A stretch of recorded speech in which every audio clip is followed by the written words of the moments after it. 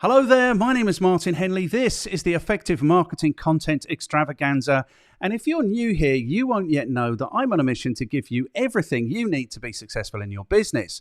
Providing, of course, what you need to be successful in your business is to be learning more about and being much more effective in implementing sales and marketing in your business, which is, of course, what you need. If you're going to be more successful, you need more customers more profitably. That's what you need. That will give you the bigger salary, the nicer car, the nicer house, the nicer holidays, the better retirement, the more kudos amongst your friends. So what happens here is I'm giving you everything I know about sales and marketing in the What the series. We are reviewing the news every other week and speculating wildly about what that might mean for you in your marketing life. I am reviewing the very best and the very worst of marketing content on the internet. And whenever I can, I pull in whoever I can with experience to share with you that will support you to be more successful in your business. That's what today is about. Today is talk marketing. So if that sounds interesting, useful, I hope it does, because that's the whole point, then please take a second to like, share, subscribe, and comment, because that will give us the motivation to continue on this epic journey. So today is talk marketing. So we have a guest for you. And today's guest is a graduate with a BA in political science and industrial relations. But we are very seriously not talking about politics today. He graduated all the way back in 1979. Since then, he has been the mental health comedian since 2001 and a TEDx talk coach since 2014. He can help you land and rock a TEDx talk, optimize your speaker marketing, construct bookable and marketable keynote, and dial in your speaker brand. He has spoken for TEDx 8 times, written for The Tonight Show for 20 years, and been a full-time speaker and comedian for 35 years. What you may not know about him is that he makes his living talking about suicide prevention. He is one of the very few people to have been recommended to us by 2 people independently. That's Tim S. Marshall and Mary Gardner. Today's guest is Frank King. Good afternoon, Frank.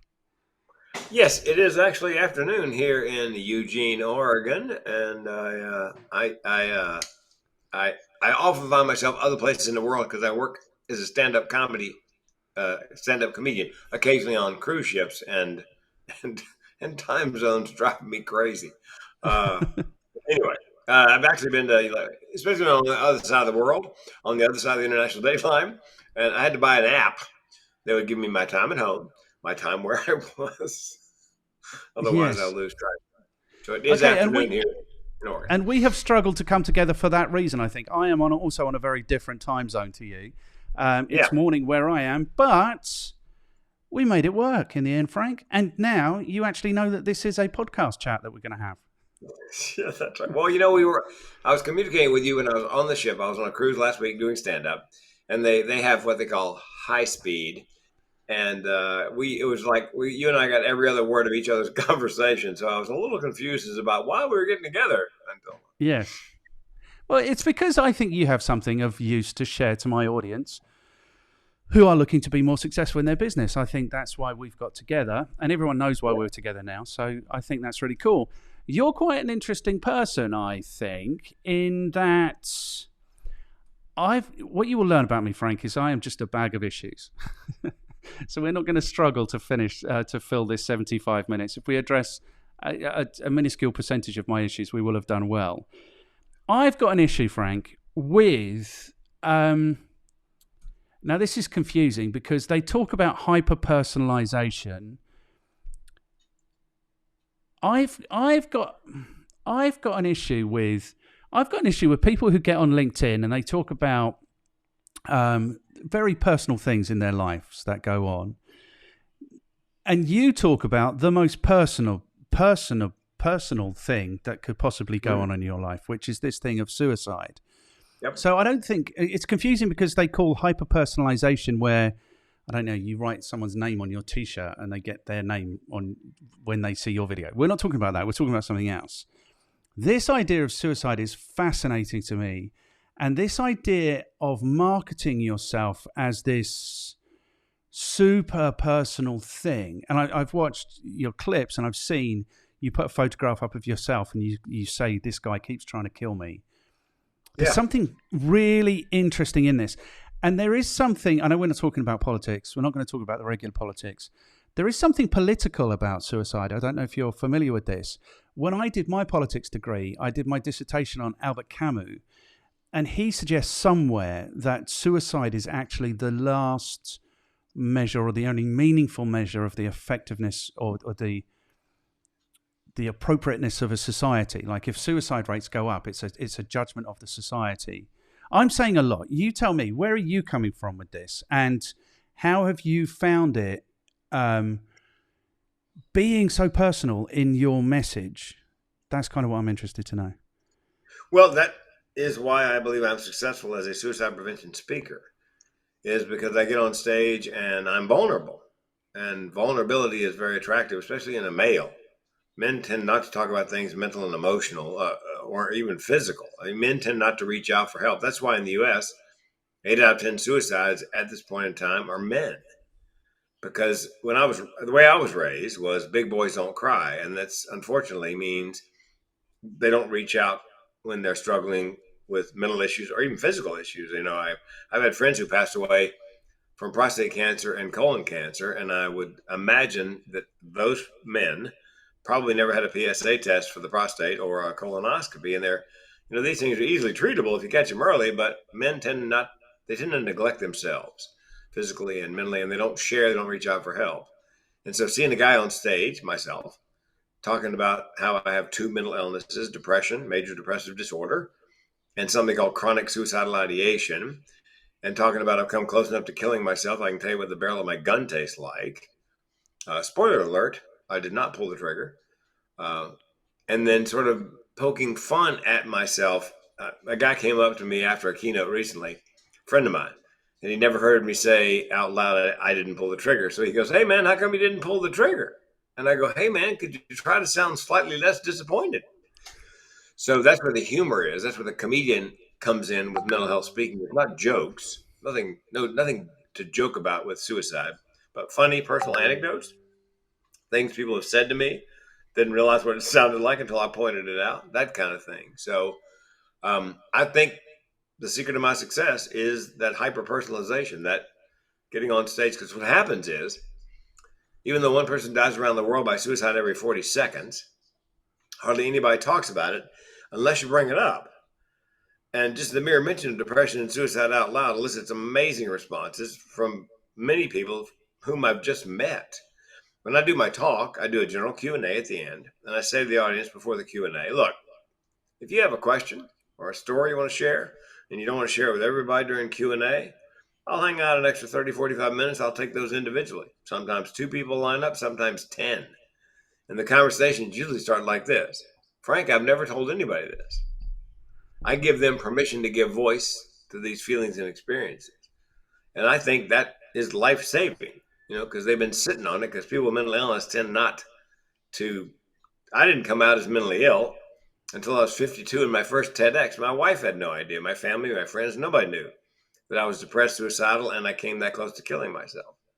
I decided it was time to come out on stage on the TEDx, hyper-personalization, and tell people that story. And that enabled me to rebrand. And there's the business element. I was a comedian for 2.5 decades. How do you convince people you can do something serious? I thought I'll do a TEDx, and it worked. That was the beginning of my rebranding as not just a comedian, but the mental health comedian, which is my brand, and it allowed me to get booked to do a serious speech with, comic relief, good, organic, well-placed, tasteful, personal humor. Yes. And were you concerned, or have you found that this puts people off or not? Because it's such a serious subject. It is so honest, open, raw. Were you concerned that, I can't imagine they're going to book you for a corporate gig, if you're going to stand up and start talking about suicide, or was that your expectation? Because that would be my fear, is that if you are too personal, then you're going to put people off. Well, I wasn't worried about it, but again, let's go to the business element. Yes. I decided I have a speech. I have a motivational speech. I've got a cardiac comedy speech because I've had a number of cardiac operations. I've got 25 minutes on cardio. I've got a customer a networking speech. But I decided I looked around town to the most successful business people in my town, and I selected two had completely different businesses, and they're both very successful. And I thought, well, what do they have in common? One guy owns 3 radio stations. One guy owns an auto body shop. And what I realized was the one thing they have in common is they do one thing and they do it extremely well. No side hustles. They are experts in their field. So I thought, in speaking, they say you need to pick a lane. I think any entrepreneur needs to pick a lane, become the go-to person in that area, in that whatever it is, whatever job or service you provide. So you're no longer a commodity. You're not just another body shop. Todd's Body Shop, Todd's Auto Body, they do what's called, it's not, this is not exactly right, but it's environmentally friendly auto paint and body. The paints are made a certain way. They take longer to cure than the normal paints do because they don't have the chemicals that enhance the drying capabilities of the paint, but it's very eco-friendly. And in Eugene, Oregon, I mean, this is a tree hugging capital of the world.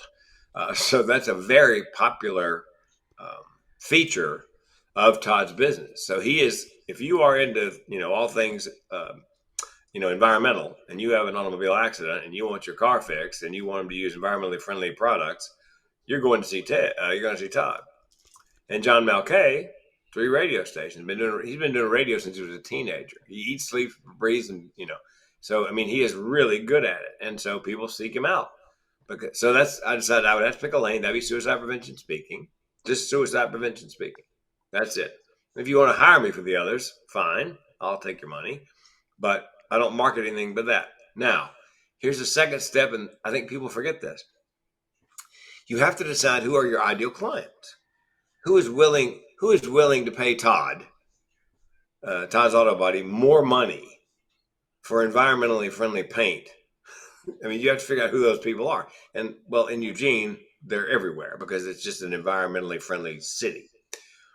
In my case, I chose 6 of the top 10 at-risk occupations for suicide in the U.S.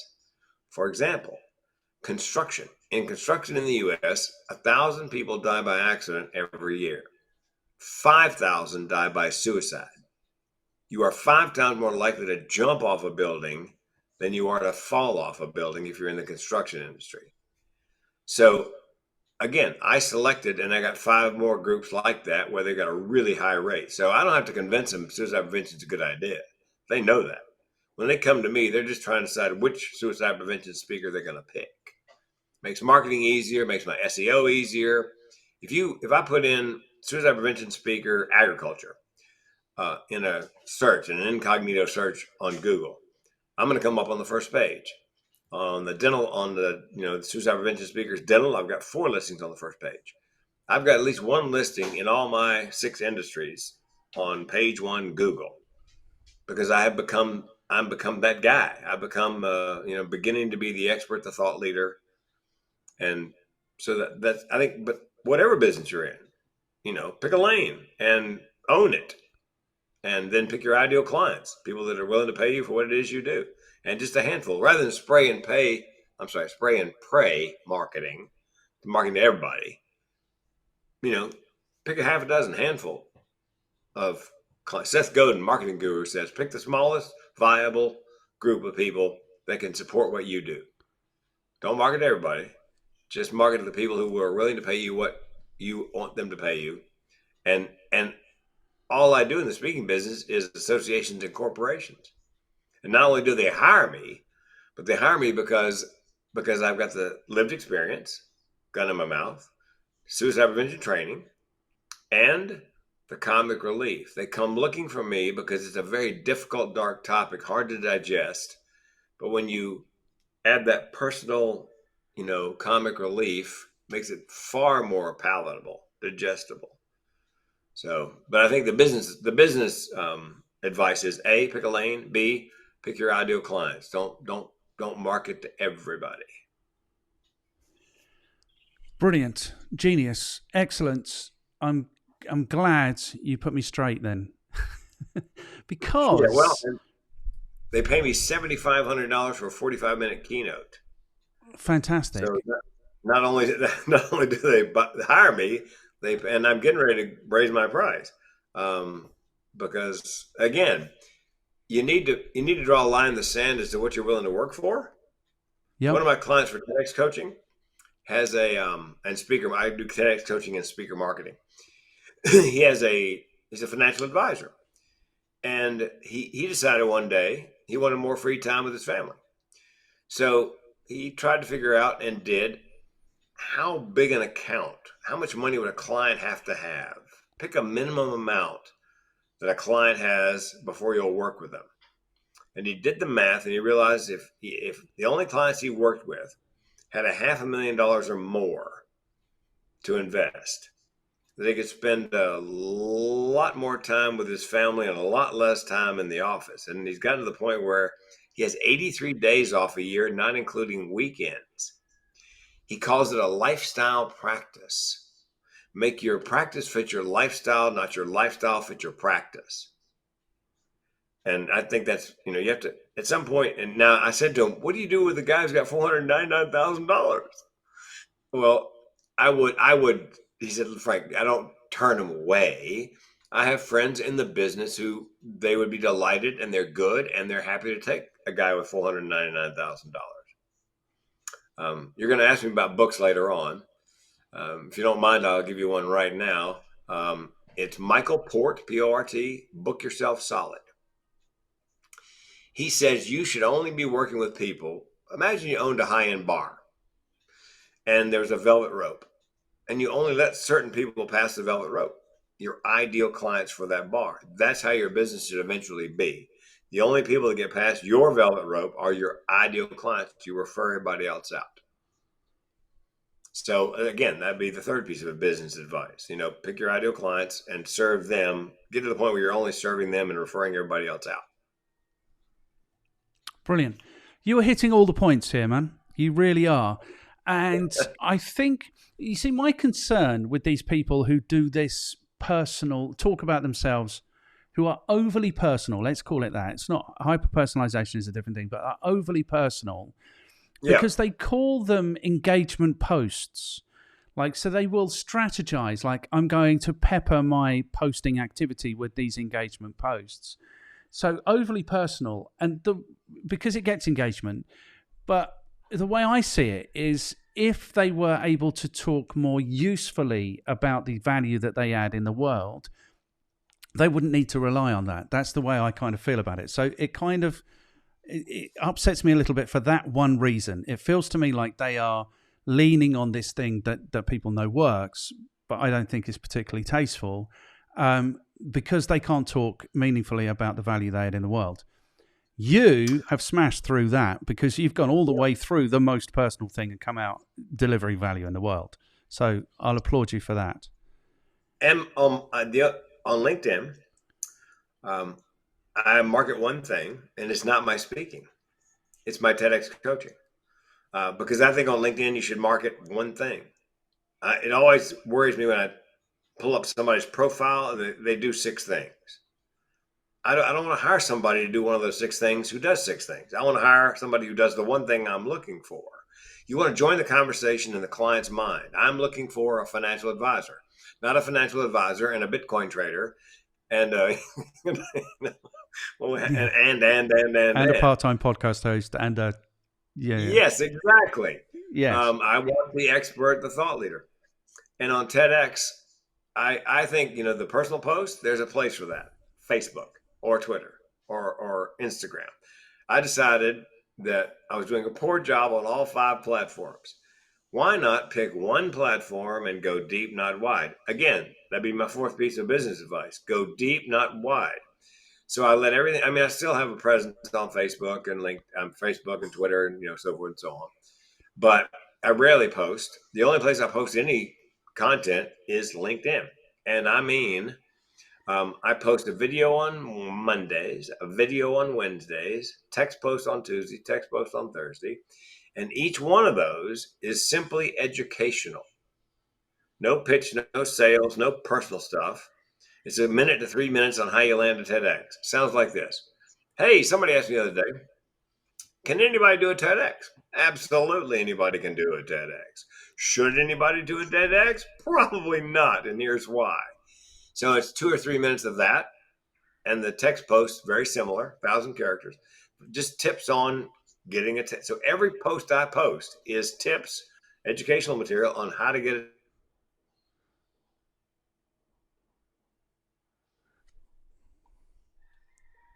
And some of those, 50, 60,000 views. I had one that got 500,000 views. They posted for me on Friday. It was an article from Forbes. They gave them credit, of course. And it got 500,000 plus views. And I've had 4.5 million views in the last year on my educational posts. Nothing personal, just strictly. It's a process that I learned in radio. In that, in radio, if you run an ad, 2 benefits of radio. One is frequency. You can run the same ad every morning. So the person in the car who's listening hears your ad every day on the way to work. Now, only 3% of the people who are listening to that ad need what you have to offer. Let's say it's a tire store. Only 3% of the people on that day in that car need new tires. However, what you're after is, you're after frequency. You want to show up every day, as I do on LinkedIn, every day as you would on the radio. So when they do have a need, you are top of mind. You want to be known before you are needed. That's why all those educational posts, that's why I'm on there 5 days a week. I want people to know who I am and what I do and get some value from me education-wise, until one day they go, or somebody goes, hey, I need a TEDx coach. Hold on, I got the guy. I read his stuff every day. So that would be number 5, be known before you're needed. It's almost like selling without selling, because I'm not selling anything in the post. I have a lead magnet. If you give me your email, I'll give you my lead magnet. The 6 things you can do to kill your chances of landing a TEDx talk. And the rest of the post is all educational. And so I'm giving value constantly. And so hopefully when somebody needs a TEDx coach, and here's the thing about 4.5 million views, the algorithm loves engagement. So I've been getting ancillary benefits. 2 TEDx events have reached out to me in the last 6 months saying, we love what you do on TEDx on LinkedIn. Do you have any speakers who would apply for our TEDx? I mean, that is like gold for me. Is they're coming to me looking for speakers, and I'm coaching 2.5 dozen speakers at any moment. So, to my speakers, they're like, what, they called you? And so, that's golden. And then my 8th TEDx talk coming up, a TEDx event in India, found me on LinkedIn. We love what you do with TEDx. We watched your talk. We really like your take on mental health. We'd like you to do our TEDx. They never would have found me. In India, they never would have found me unless I had a presence, unless I was known before I was needed on LinkedIn. So that's the power of, again, the riches are in the niches. Pick a lane, pick your ideal clients, pick a social media platform, and go deep. And not everybody's going to, LinkedIn's not going to be their thing, but I like it. Business to business, very little personal, hardly any politics, and, B2B. So, yes. Yeah. Wow. So I believe the riches are in the niches, whether it's social media or your ideal clients or picking a lane, for whatever product or service you offer. Fantastic. You really are layering on the value today, Frank. Thank you so much for being here, man. Thank you so much. Oh, yeah, I know. People think the comedian, what's he got to offer? Well, hold on. Brilliant. Because, and that's going to be your headline, by the way. You want to be known before you are needed. The thing is, there is some order to this, so we should probably bring some order to this because I know it makes it easier for the editor when he comes to clip it up. Yeah. So there are 5 questions, as you know. Yeah. So coming even closer, I think, to the business aspect. Like I was wondering when we had this conversation how useful in a business sense it's going to be. It's already surpassed expectations. Thank you so much. The Great. questions. How are you qualified to talk to us about TEDx coaching is your specialist subject. Who do you work with? How do you add value to their lives? The third question, what is your recommendation for anyone who wants to put together their own TEDx talk or market themselves as a TEDx speaker? Fourthly, what should people read or what content should people consume? And then lastly, who can you throw under the bus who might enjoy or even just endure to have a conversation like this with me? So question number 1, how are you qualified? We've got a sense already, but, break it down for us. How are you qualified to talk to us about TEDx coaching? Well, I did my first TEDx, as I told you, to rebrand, and it worked. And then from that TEDx, I was invited to 2 more. I got contacted by 2 more events. They said, look, do you have any more mental health talks? I said, absolutely. So I nailed 2 more by invitation. The next 4 I applied for. And then the 8th one, they came looking for me. Or they found me on LinkedIn, known before I was needed.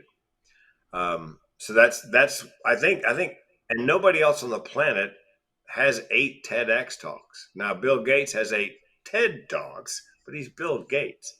But I mean, there's nobody, I can't find anybody with more than 5. So I hold the record at this point. And maybe I just auditioned for TEDx Duke University. And so I may be doing number 9.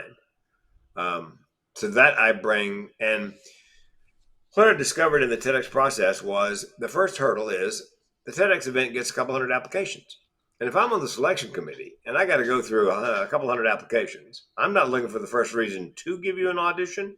I'm looking for the first reason to throw your fanny in the no pile and go to the next one. So whatever you put on that application in those first couple of blanks has got to be really creative. And the other TEDx the other TEDx coaching companies in the US, as far as I can tell, have nobody on staff who is the least bit creative. A young woman who unfortunately signed up with the largest TEDx coaching company before we met. She goes, "Oh, I wish I'd met you 2 weeks ago."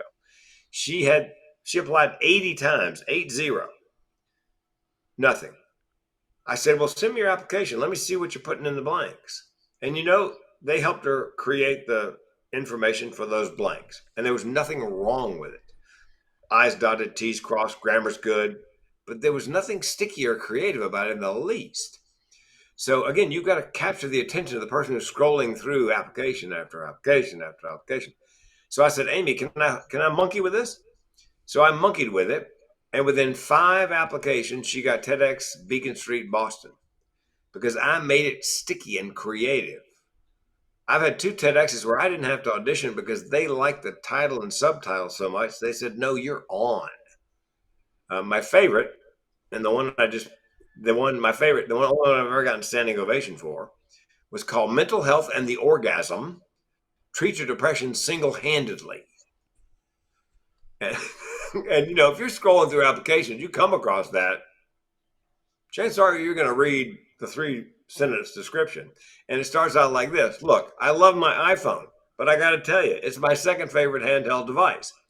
And it goes on like that.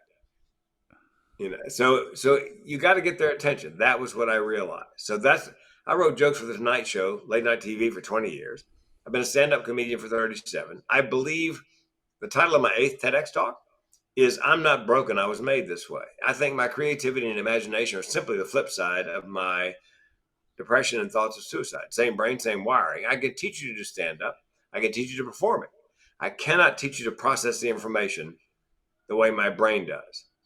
I'm talking to a TEDx client the other day. He had heart condition, and in one day he died 4 times, and they brought him back. And I said, "I got a line for your for your TEDx. This is gonna shock you. It did me. With the paddles." So that's just the way my brain works, and so that I believe qualifies me. The combination of having done 8 of them, I know the process. I know what they ask and don't ask, what they like and what they don't like. I know that creativity has to be part of the process. Otherwise, you're not going to get their attention. You just, I mean, 200 applications, they're going through them like this until they see one of my title or subtitles, like, whoa, hold on. The other one was Suicide, the Secret of My Success, which is counterintuitive. Dead Man Talking, which is a play on Dead Man Walking, something they sort of recognize. So it's counterintuitive, plus they recognize, oh, wait, Dead Man Talking? Again, slowing the scroll. So they wanted to read. And here's the pitch. What would you do what audacious goal would you attempt if you knew for a fact you had nothing to lose? What dream would you pursue if you knew by not pursuing it and standing still or staying in place, you would literally die? That's where I was in January of 1984. Are you going to read on? Yeah. So that's what qualifies me. I do believe that creative, the creative element. Because if you don't get over that creative hurdle, you don't get noticed. You don't get a TEDx talk. Yeah. Okay, cool. So a number of questions. Each time you do one of these, does it have to be a new talk? Does it have to be like, so you've created 8 different talks, or Yep. Can you recycle them? No, I've created 8 different talks. Each one, my origin story, because I talk about my family's history of depression, suicide, and my grandmother and my great aunt. I was 4 years old. My mother and I found my great aunt had died by suicide, and 4 years old, I screamed for days. So I tell that story every time. But then from that point on, it's a new take. One was how to make a living and a difference.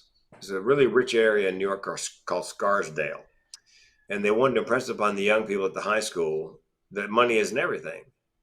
And so my talk was on making a living and a difference. Nietzsche said, what is a life of means without meaning? The next one was I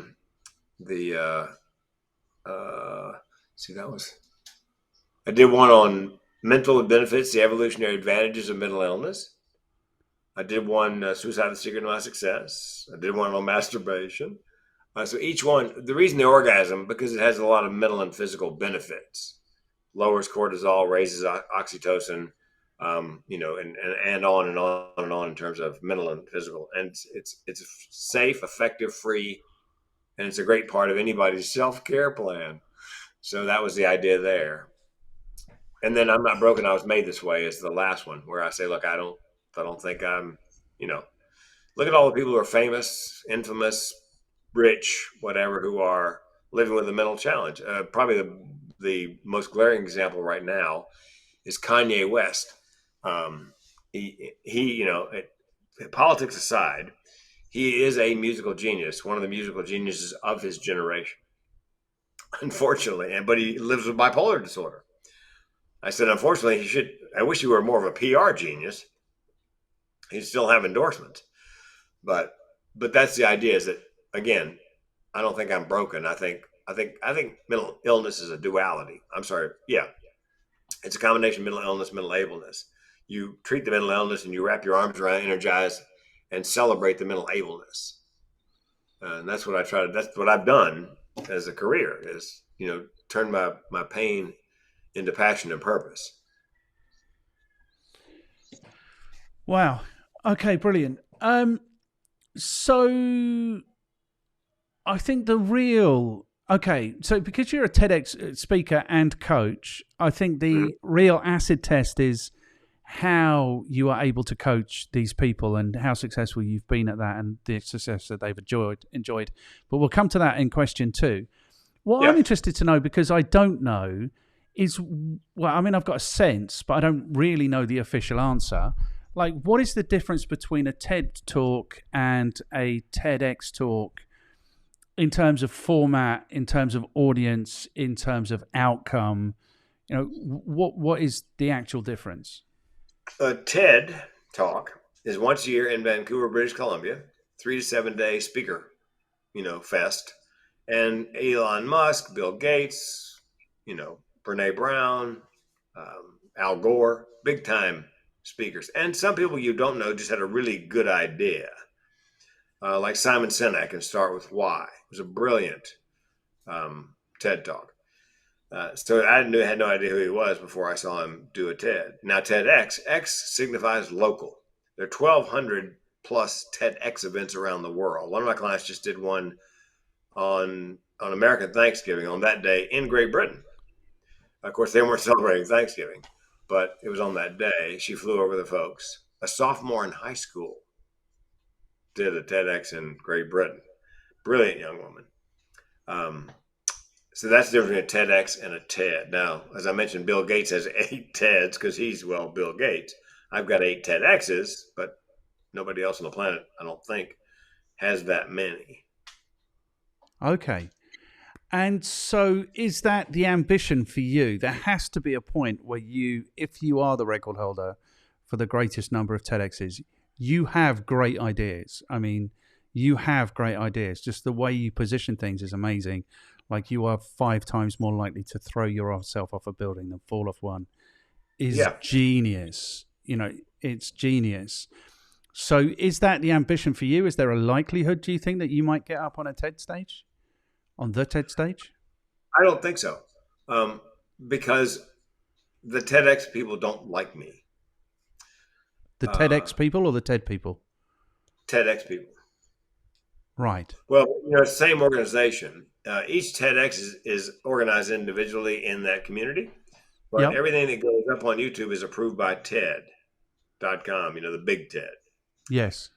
And what I've discovered the hard way is that they don't like anybody doing more than, I don't know, 2, 3, or 4 TEDx talks.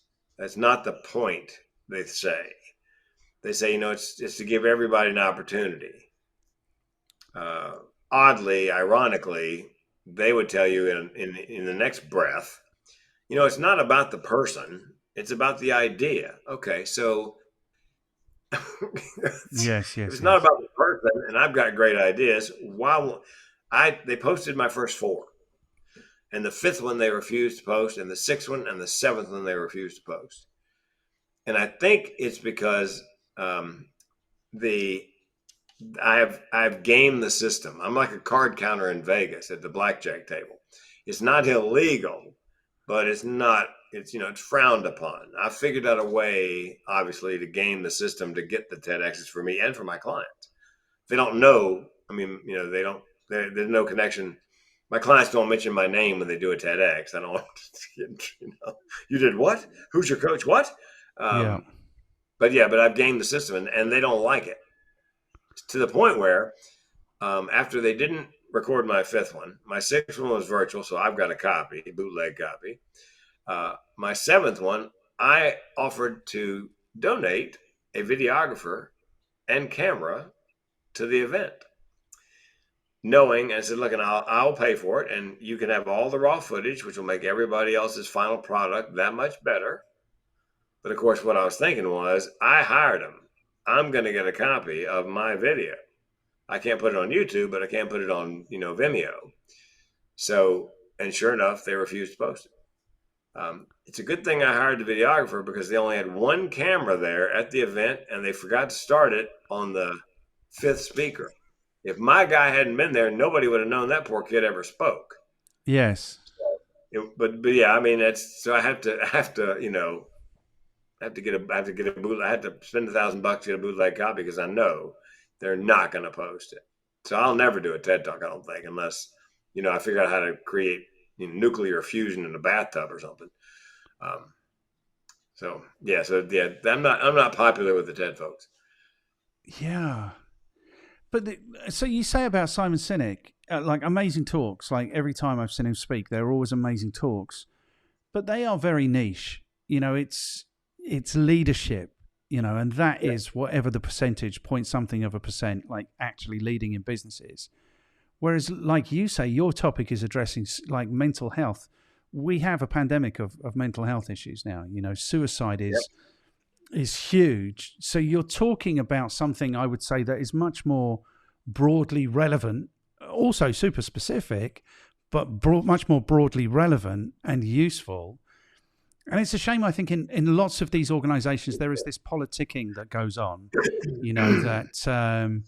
that they are, that there becomes a hidden criteria. That's the Yeah, issue, maybe.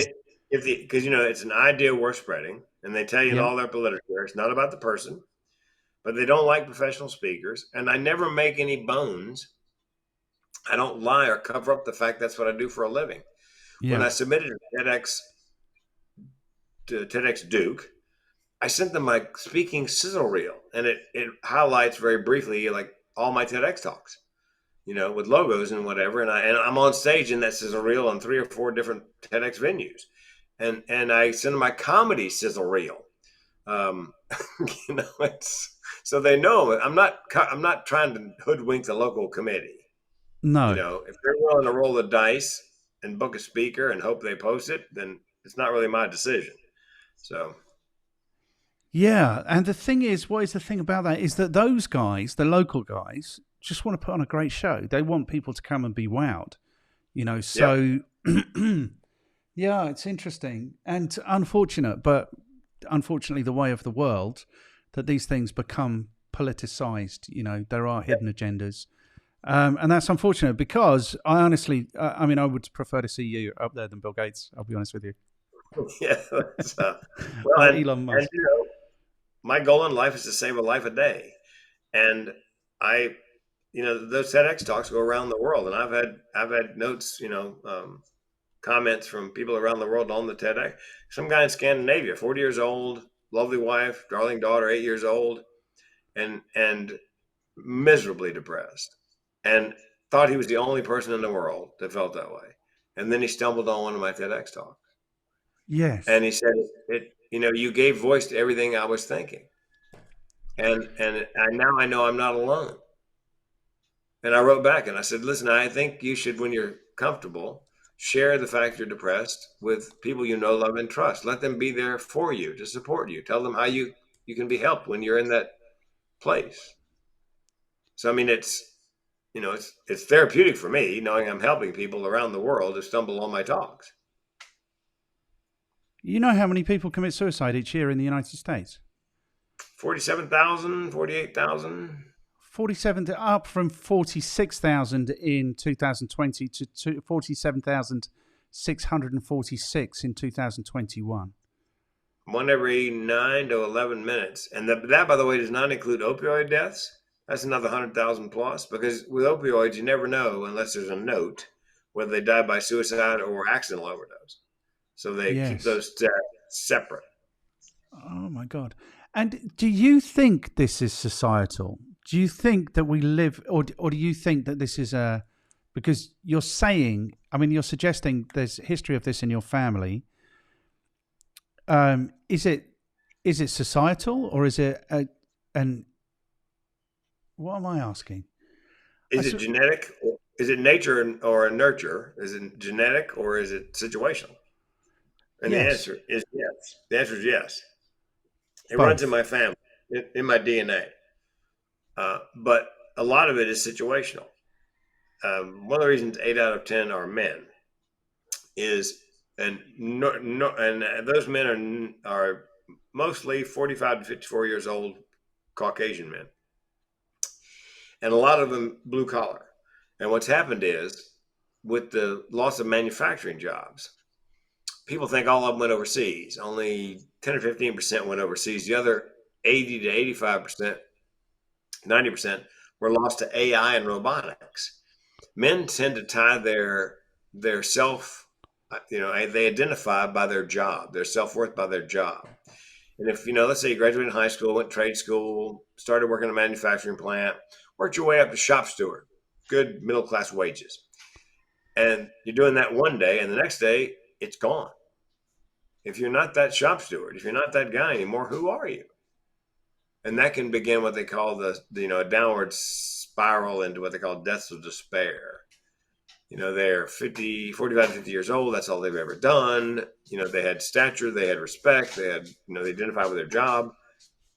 It's like an athlete who all they've done since they were 9 was play football, and then they blow out a knee or something. And one day they're a professional football player, next day they're not. And who are you then? And men, it seems, they more than women, tie their identity to their job. So that would be the situational, um, the situational element for suicide. Yeah. But then I suppose you could argue that there is a situational element because you were exposed at 4 to suicide. So maybe Yes. that would put it on the agenda for you. Do you know what I mean? That would put it on Well, within the it's realm of always on the, possibilities. Like most children don't know that suicide exists until they are much older than that, you know? yeah. Well, I would say I'm going to give a trigger warning. The story I'm about to tell you it will elicit strong emotions. It involves a suicide. So if you are triggered by talk of suicide, you might want to, mute for the next 90 seconds. My mother couldn't reach my great aunt on the phone, and her mother had died by suicide. It runs in the family. And so my mother got worried about her great aunt, or my great aunt, her mother's sister. So she bundled me in the car before we drove over to my great aunt's house. We let ourselves in, nothing out of place, until we got to the kitchen. Everything that should have been in the old refrigerator, it was a lock type refrigerator, not a magnetic strip, but a latch, was on the counter. All the milk, the butter, the eggs, the cheese were on the counter. Well, my mother didn't realize what my great aunt had done was gotten all the stuff out of the refrigerator and then crawled in. And with a lock type or latch type, when you pull the door closed, you can't get out. That was her plan to die by suicide. And at some point, she just changed her mind and apparently tried to claw her way out. And so my mother, me hang on to her skirt tails, reaches over, swings open the refrigerator door, and my great aunt falls out and pins me to the floor. We are face to face, and her face is frozen at last moment of agony. And that's why I scream for days. And if you are that close to a suicide, and I don't think you can get any closer, and you're already hardwired for it, you are correct. The chances go up that at some point in your life, you'll seriously consider taking your life. So there is some nurture in my mental illness, in addition to nature of the DNA.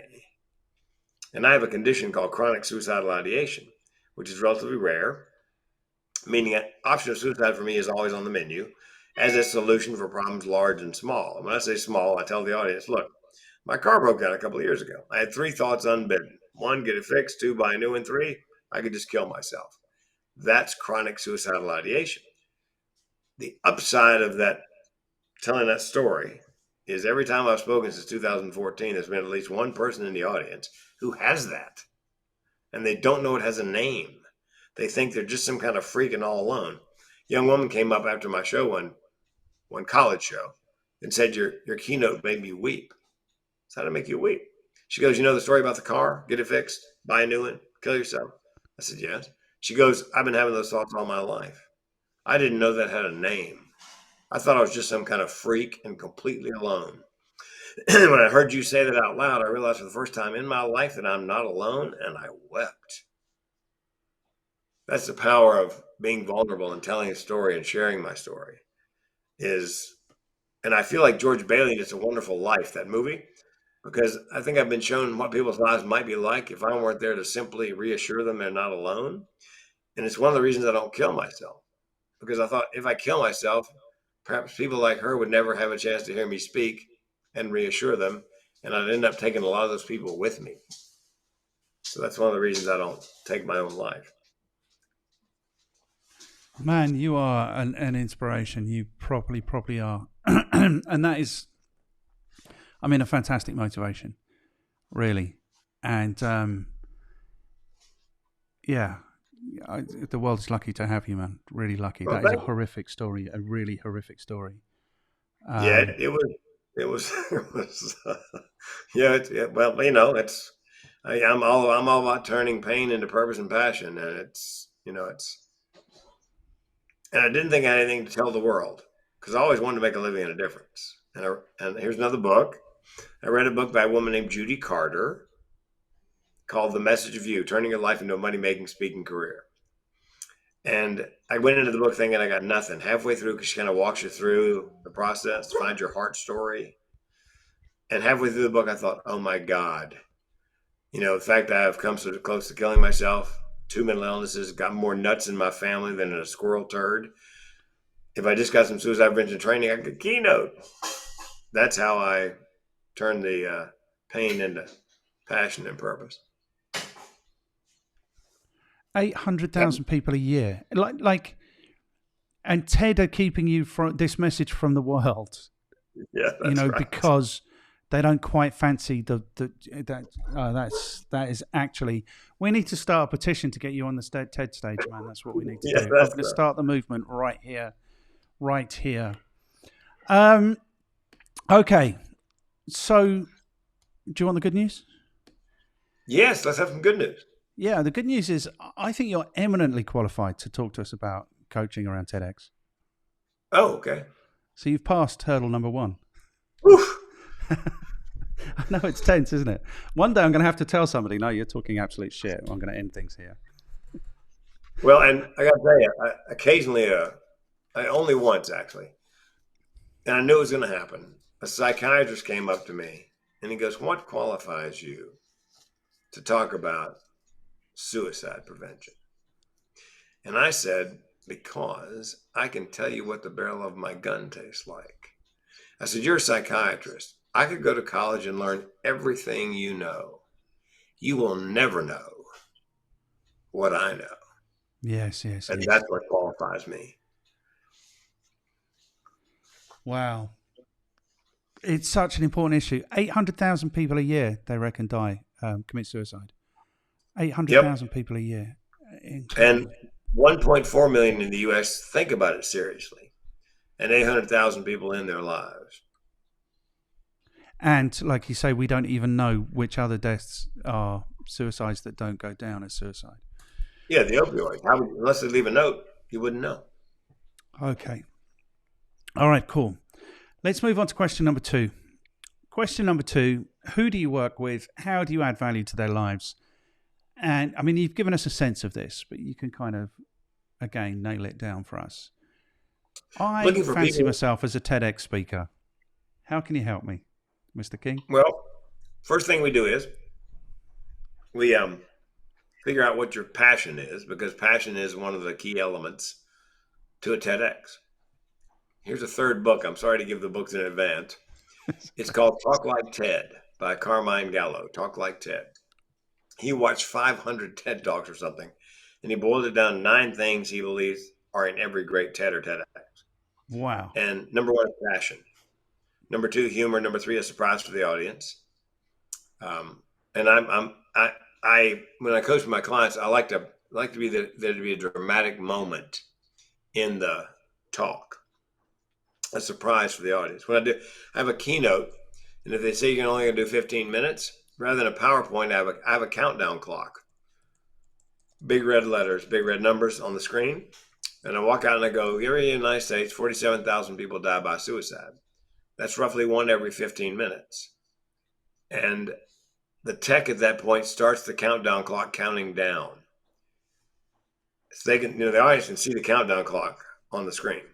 And I go, that means at this moment in this country, somebody in my tribe has less than 15 minutes to live. And man, they're watching me and they're watching that clock. They're watching me, they're watching that clock. And so at the end, I say, it's a line I use several times. You can make a difference. You can save a life. And you can do it by doing something as simple as what we're doing right here. And that is starting a conversation. And I've cued the tech in the back to stop the clock. When I say start the conversation, he stops the clock at 7 seconds. I mean, they're on their feet. They're crying. They're because the guy didn't die. I mean, it's like, he didn't.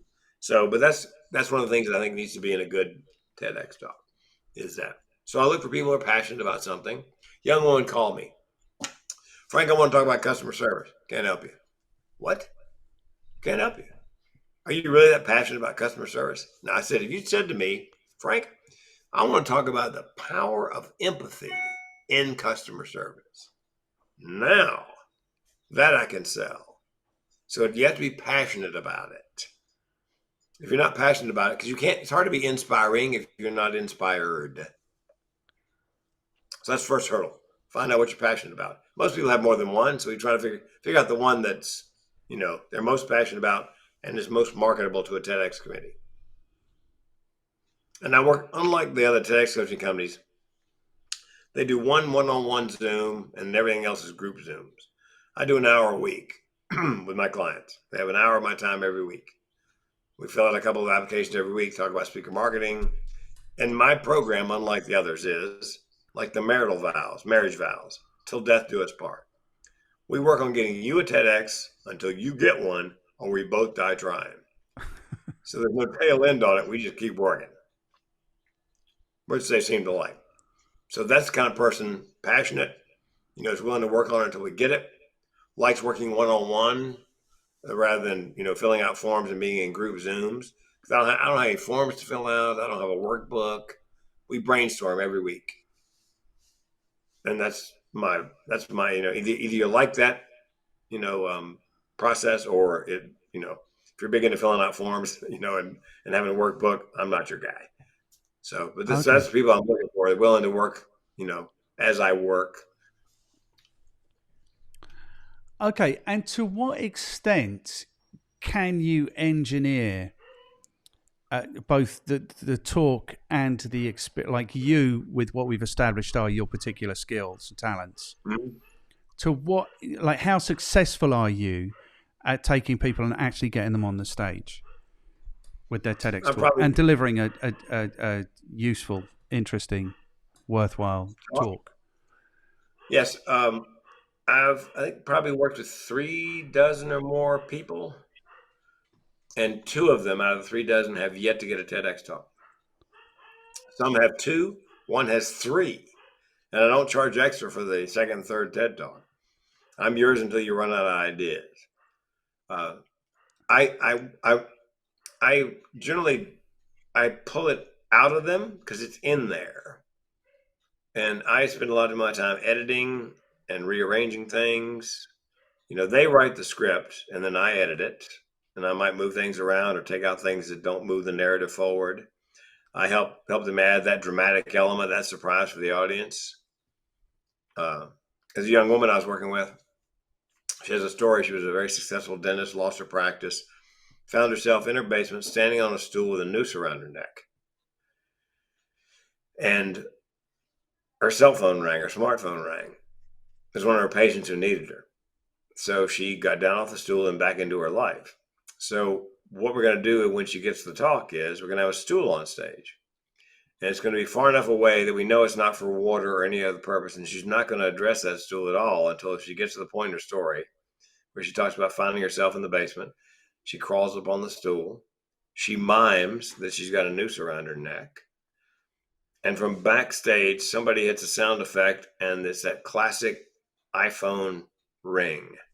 It rings once, twice, 3 times. When it hits ring number 4, I can hear people in their minds, in the audience, screaming in their heads, "Answer the fucking phone!" And she goes, "Hello? Oh, yeah, I think I can help. All right, I'll see you at the office." Closes the phone, takes the noose off her head, steps off the stool and back into her life. Yeah. That's the dramatic moment. So you are brilliant at this, man. You are brilliant at this. And the thing is, the question I wanted to ask is like, but you've already schooled me because I was being an idiot. So the question I wanted to ask was like, how effective is this as a marketing tool? Because like you can't pitch. Do you know what I mean? It can't be a pitch, a TEDx talk or a TED talk. It can't be a pitch. But then you've schooled me because the answer is you can market anything. Do you know what I mean? You can. It depends what you're marketing, and you can market anything.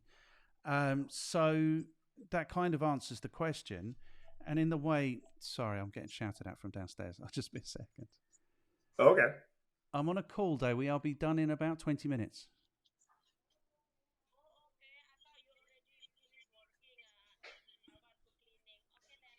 Okay, 20 minutes. Okay, bye. Okay, yeah, so they don't want anything commercial. They don't want anything commercial. However, let's say you've written a book. You can't stand on stage and put a QR code on the PowerPoint screen and go, "You can get my book on Amazon, use this QR code." However, you can mention the book in the introduction the MC gives you on stage, which will be in the video. You can put it in the playbill, in your bio in the playbill, and they have you write the description of your talk for YouTube. So you can put that in your description of your talk for YouTube. And if you can't pitch the book, but you can talk about, you can tell them wonderful things, the ideas, you can share with them the ideas in your book, which, if you were listening to somebody talk about this topic and they have a book, might encourage you to buy the book because you liked the taste you got at the TEDx. Yes. Now, once the TEDx is done and, conceivably up on YouTube, you can't, you can't put it on your YouTube channel. It goes on the events YouTube channel. So it's a little difficult to market, but you can download it to your desktop and slice and dice it, put it up on Vimeo and use it for your marketing in pieces. Yes. And the great thing about a TEDx talk, and this is going to circle right back to how we began, in a TEDx, you have to pick one idea. One, like pick a lane. Yeah. And you only get 18 minutes to talk about that idea. So it has to be very concise. I've got speakers who speak on a number of things, and they use the TED to decide what that lane's going to be, what they're most passionate about. And that's the benefit of, again, it helps you niche, and also helps to brand you in that niche. And it gives you credibility because somebody somewhere, a third-party selection committee, said this is a good idea and this is a great guy to do it. Yes. And then if I'm as a speaker, if I'm up against a couple of other mental health speakers and I've got TEDx or TEDx's and they can't swear that's going to get me the gig, but I imagine it gives me a leg up. On my Gmail, at the very bottom of the signature are the 4 TEDx talks that actually made it to YouTube. So, you're looking at my Gmail going, holy smoke, there's 4 TEDx talks here. So that's the, credibility. It's credibility at that point on mental health.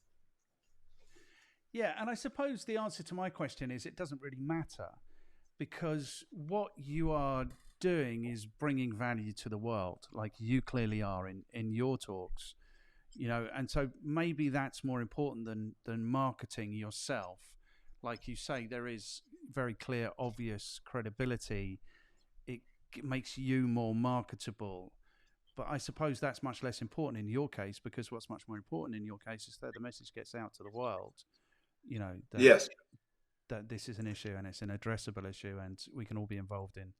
And so that's a much more powerful mission to save a life a day than it is like, am I actually effectively marketing myself? And the thing is, I'm sorry. Yeah, and the first one, I must admit, was strictly for rebranding. I just had to prove to the meeting planners and speakers bureaus I could do something serious. The next 7, we're out to change the world. Yes.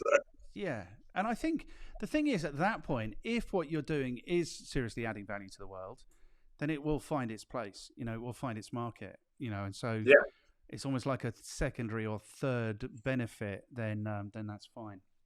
I was pulling faces when you were talking about niches, man. Niches. Because I'm on a one-man mission to fix that. It's pronounced niche. I hate that. I don't know when it became niche. Yeah. What's that?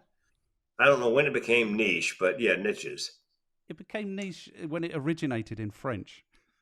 Oh, well, yeah, that's true that. I mean, I know they helped us win our independence, but... yeah, but not from the French. And like the cheese flan, the cheese and bacon flan you get in like the pastry base? What do you call that? What is the American or English word for that? Well, you don't call it kitsch, do you? No. You call it quiche.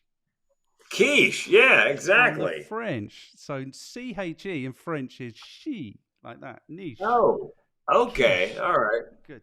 I'm on a one-man mission. That's my mission. That'll be my TEDx talk. Stop saying fucking niche. Well, and oddly, I got a Facebook message from a woman that I had met at a coffee shop 5-6 years ago. And I was on TV here.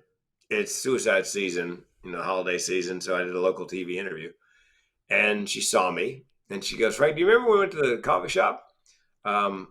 I remember how much you like the pie. Well, on the menu, it didn't say pie. It said whatever, like tarte or something French. And I Oh. go, excuse me, what's tarte? And the woman goes, pie. And I go, well, God forbid we should use the simple term for, because, people come in and Exactly. go, I, It, I don't, I don't even know what that is. Pie? Oh, yeah. but we don't pronounce it tarte. It's just tart. It's okay. Oh, it is? Oh, You don't okay. pronounce the e on the tart in French. Well, as you don't with fort.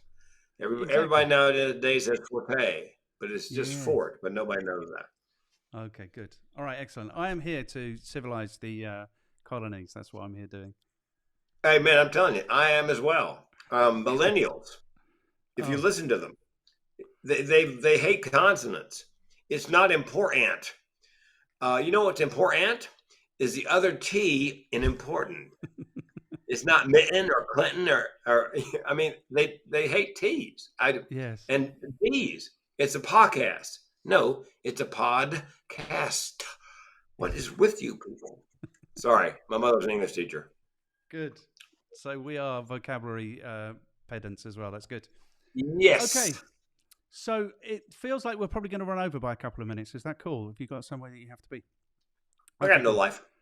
Because we are up to question number 3, but question number 3 is an extraordinarily short question because I want to chop this up and put it on TikTok. So the question is, in like a minute or two, preferably one for this short attention Yep. people, what's your recommendation for people who want to get up on a TEDx, who want to be on a TEDx stage Okay, just one and second. deliver a useful TEDx talk? Okay. Want to get on TEDx stage. One, go to Google and type in TEDx applications 2023. The reason being is there is no official TED site that has links to apply to those TEDx's. They have a site that has every TEDx in the world, but when you go there, there are no links to apply. I think they do that to keep the number of people who apply down. So, and you're searching for TEDxNashville.com, TEDxMelbourne.com, TEDxBerlin.com, a .com, a .net, a .e, whatever. Not a TED official site, but the official site for the actual event. That's where you find the TEDx link. Number 2, apply, apply, apply, apply.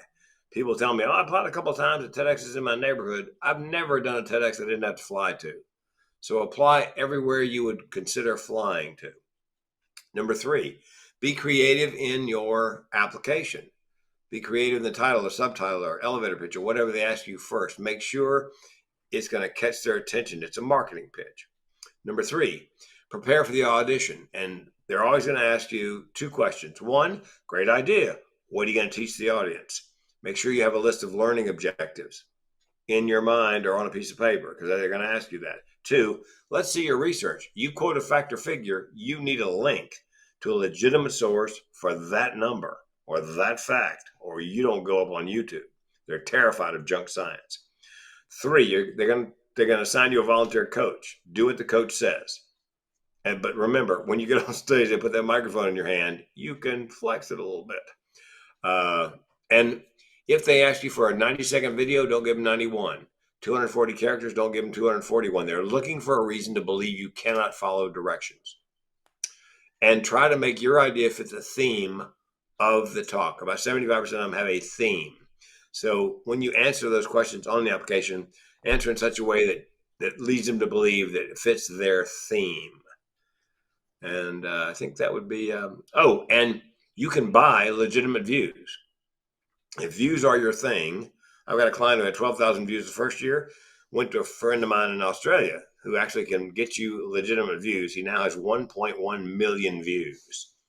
So there are legitimate ways. Yeah, just because it goes up on YouTube, 4.3 million videos go up on YouTube every day. So you're not going to stand out unless you do something like that. Excellent. Brilliant recommendations. I think I want to be in touch with your guy in Australia. The other thing, okay, good. Excellent recommendations. Thank you very much. And I think you came in at about a minute, so that's brilliant. Okay, 2 minutes and 38 seconds. It's 2 minutes and 38 seconds. I'm sorry, I timed it. Do you want me to do a 60-second version? Yes. Okay, hang on. We're Ready? testing your professionalism now, bro. Yes, let me start. Hang on, let me stop the clock. Reset. Number one, they don't make the applications easy to find. Google TEDx applications 2023 and go out about 6 months because there's 6 months runway. Number two, apply, apply, apply. I've never gone and done a TEDx I didn't have to fly to. You're probably not going to be a prophet in your own hometown. Number three, be creative. Make sure your title, subtitle, elevator pitch gets attention. Number four, follow the rules. If they want a 90-second video, don't give them 91 because they'll figure you can't follow directions and toss you out into the no pile. Next, the audition. They're going to ask you two questions for sure. One, what are you going to teach the audience? Make sure you have a list of learning objectives. Two, they're going to ask you about your research. You must have links to any fact or figure you quote. Number three, they're going to assign you a coach. Work with the coach. They're horrible generally, but work with them. Number four, when you get on stage and get on YouTube, you can't promote it because it's on their channel, but you can slice and dice it and use it for your marketing. How long was that? 57 seconds. You are an absolute legend, Mr. King. You're an absolute legend. Okay, cool. So that brings us then to question number 4, which you've already answered. What should people read? Is there anything that you haven't mentioned? Because we will list those things, no problem. Is there a book that you haven't mentioned that people absolutely should read?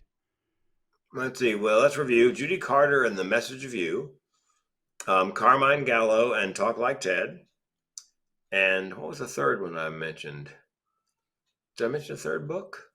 There was Talk a third Ted, one, yes. Message of You. Huh. Well, you have to see. It's in the beginning somewhere. I can't remember what the other book was, but anyway, those two for sure. Talk Like Ted and The Message of You. I would definitely recommend reading. I don't think there's also the official TED Talk book by the guy that owns TED, Christopher something, and I thought it was going to be horribly dull, but it wasn't. He's a good writer, and he gave horror stories. We thought it was going to be a great idea, and it just blew up in our face. We thought it was a horrible idea, but it's got 1 million views, so it's got a lot of anecdotes about that. Fantastic, cool. I'm going to read these. I'm going to start. There's going to be a review aspect to this, so I'm going to start reading these and reviewing them because I need to feed also my inspiration. Fantastic. So now I'm going to check in with you and see how you feel about your experience of having appeared on the Talk Marketing show. Well, if you're thinking about being on the show, let me tell you, it was a sleigh ride through hell. I wouldn't do it again unless it was part of a plea bargain. Actually. Okay. So now it's probably not a great time to ask you to throw a couple of people under the bus. Yeah, no, I am lying. I had a ball. I wasn't expecting it to be this much fun. And then when you said, it could go 90 minutes, I'm like, oh my God, 90 minutes. Oh no. But it flew by. I just, that's a sign to me of a good podcast or good radio, whatever it is. If it flies by and you don't realize 90 minutes has gone by, that's a good sign. Under the bus. Yeah, I would recommend the gentleman who is my LinkedIn marketing guru, the guy that I buy my LinkedIn marketing services from. His name is Mike, M-I-K-E, Weiss, W-E-I-S-S, Mike Weiss. And the website is Clout, like he's got clout, cloutselling.com. Fantastic. Excellent. Because I'm hearing a lot now that people are just really, really going deep on LinkedIn. That's what I'm hearing a lot of. But I think it's because I've gone into Mary, Tim, you. I don't know if you know Gillian Whitney. She does video for LinkedIn. It feels like people are really, really locked in, focused on that. Is there another person that you could throw under the bus? Yes. His name is Henry. Last name DeVries, capital D-E, capital V-R-I-E-S. Henry DeVries. Excellent. And the website is Indie, I-N-D-I-E, Books International. So short for independent, I-N-D-I-E, Books. And then I think it's INTL.com. So Indie Books, INTIL International. Former professor, best-selling author, and he wrote a book on Warren Buffett, bestseller. And the publisher got $8 a book, and Henry got $1.50. And he decided that that was not a great business arrangement, so he opened up a boutique publishing house. Anything from writing the book for you to just simply editing it and getting it published and marketed. Real nice guy. Represents obviously a lot of speakers, and again, former professor. I'm sure he's got all sorts of marketing and that kind of advice. Fantastic, excellent. So we got to the end. We really did get to the end. So we did. Oh my God! The whole hour and 32 minutes. So all we have to do now is say goodbye. So what we'll do is we'll say goodbye now for the benefit of anyone who's looking, who's watching still, and then I'll stop recording and we'll say goodbye like normal human beings. Frank, you know what? This has been an incredible conversation. It really has been an incredible conversation. I had no expectation that you were going to deliver the amount of value that you have as powerfully as you have. And, Tim and Mary both recommended you. And it was a little bit of a struggle to get together and actually do this. But I'm so glad we persisted, because this, I think, has been like incredibly interesting and useful to me. And I'm sure it will be. I mean, I'm a little bit shocked at how interesting and useful this has been. So thank you so much for being here, man. I was rather shocked how much fun I had. I think what it is people often don't think of speakers, entertainers as entrepreneurs. And when people ask me, tell me about your job, this is why I thought I'd be a good fit, by the way, although I didn't tell you up front. What I say to people is, I spend 85% of my time in sales and marketing, 5% writing, 5% traveling, 5% performing. I'm not really a speaker or a comedian. I am a salesman who speaks, because you eat what you kill. I've been working on 100% commission for 37 years, because if I don't market, if I don't sell and close, I don't eat. Yes. So but people overlook that. They don't really think about as entertainers as entrepreneurs, and I think, So yeah, and it's interesting because there's a theme that runs through these conversations where it seems like lots of people in sales and marketing have come from some sort of creative pursuit. They've been in bands, they've been DJs, they've been dancers. Like in your case, you're a comedian. But this is kind of the undercurrent that we haven't really spoken about of this conversation, is that whatever you do, you have to market yourself. Whatever you do, you have to market yourself.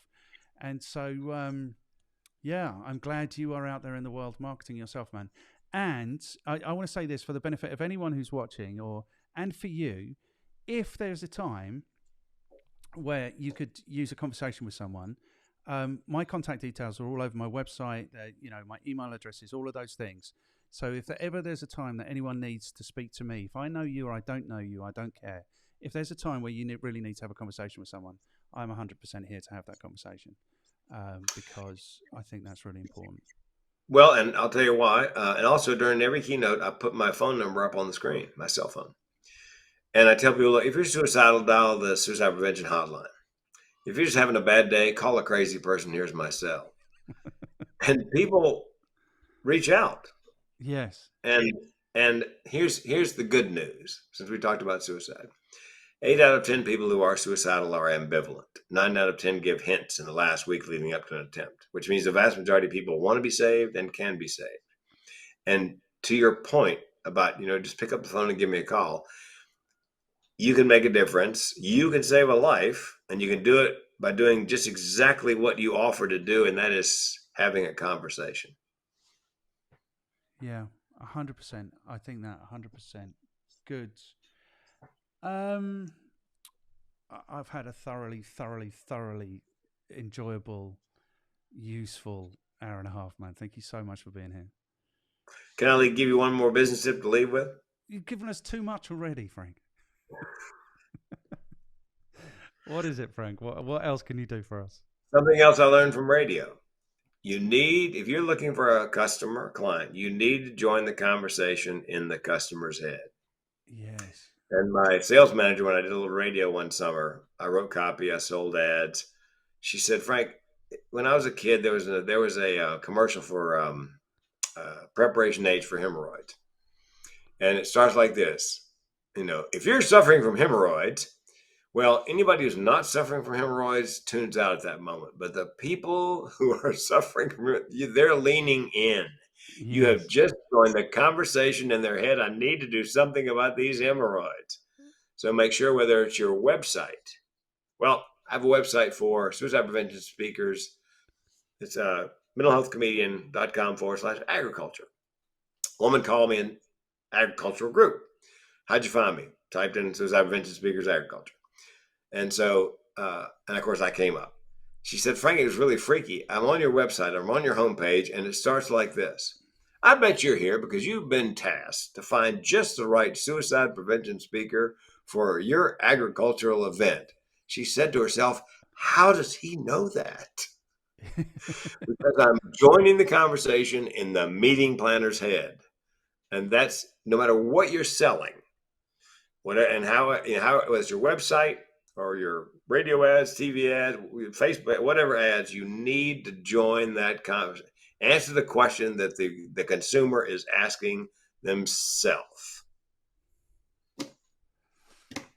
Brilliant. Absolute genius. I have, it's no surprise to me anymore that you are so successful in what you are doing. You have a brilliant message. It's delivering amazing value in the world. And I really do think the world is a better place with you in it. Thank you so much.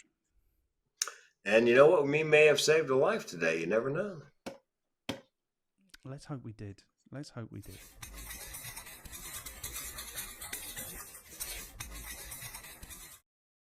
Thank you for taking the time to check out this episode of the Talk Marketing series. If you found this interesting and useful, you can check out the Talk Marketing playlist here, and this is something that YouTube thinks you might find useful.